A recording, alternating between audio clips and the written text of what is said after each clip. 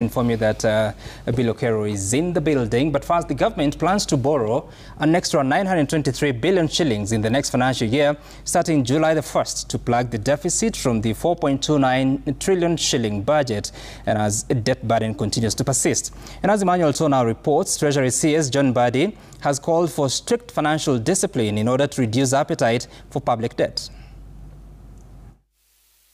The public debt, which has steadily increased for over a decade now, is set to increase further in the next financial year.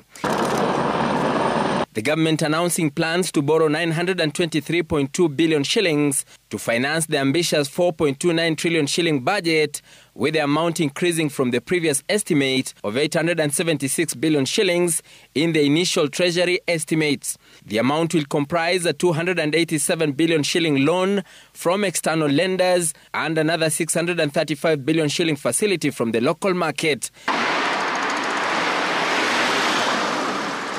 This comes as the soaring public debt reached another high, with CBK figures showing the total public debt stock as of March 2025 at 11.3 trillion shillings.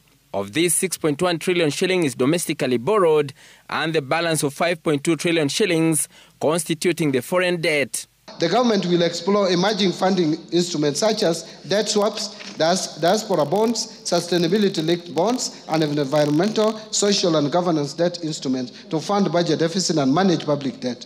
The government intends to spend at least 1.1 trillion shillings on interest on debt alone. Of these, 851 billion shillings will go to finance interest on domestic debt and 246.3 billion shillings for the external debt interest. This is excluding the repayments on the principal amount or redemptions in the same period. Debt is a big problem for us, and that is the reason why, if you've seen the fiscal deficit which we are working with, we are moving from a fiscal deficit of 8% during the former regime to 4.74% in this financial year that we are starting.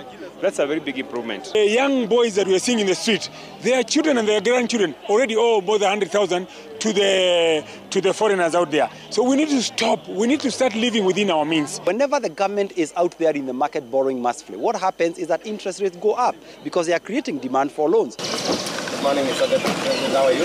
The new realities come as the Kenya Kwanza government under President William Ruto borrowed a whopping 2.6 trillion shillings as of March this year in the close to 3 years it has been in power. This has taken the debt stock to a new record. Meanwhile, the government is currently conducting a comprehensive audit of its public debt, initiated by the National Treasury and overseen by the Auditor General, in order to differentiate the true debt from the odious one. Emmanuel Tona, Citizen TV, Parliament, Nairobi. All right, Tony, that's